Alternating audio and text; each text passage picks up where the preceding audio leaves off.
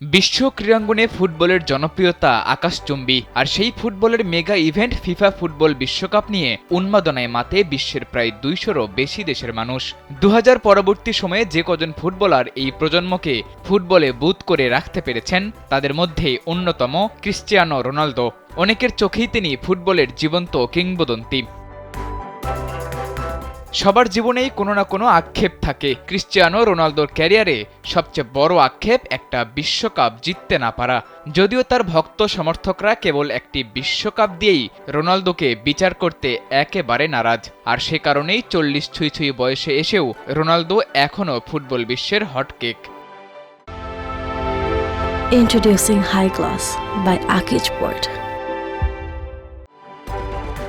নিজের ঝুলিতে নেই কোনো বিশ্বকাপ, সেই আক্ষেপ নিয়েই ক্যারিয়ার শেষ করতে হবে পর্তুগালের এই কিংবদন্তিকে। কিন্তু ক্যারিয়ার শেষ করার পরে নিজ দেশে বসেই উপভোগ করতে পারবেন ফুটবল বিশ্বকাপ, কারণ শত বছরের পুরনো এই ইভেন্ট আগামী ২০৩০ সালেই প্রথমবারের মতো আয়োজনের দায়িত্ব পেয়েছে রোনালদোর দেশ পর্তুগাল।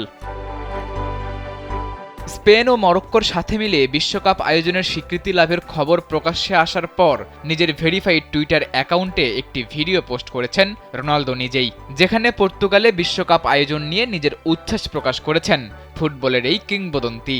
সেই ভিডিও বার্তায় নিজের স্বপ্ন পূরণের কথা জানিয়ে রোনালদো বলেন, বিশ্বকাপ আয়োজন করতে পেরে আমরা গর্বিত।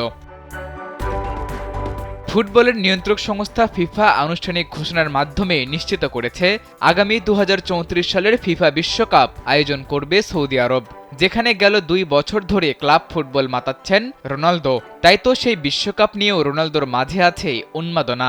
ভিডিও বার্তায় সৌদি আরবের বিশ্বকাপ নিয়েও তাকে উচ্ছ্বাস প্রকাশ করতে দেখা গেছে। সাদাতুর রাফি, কালবেলা।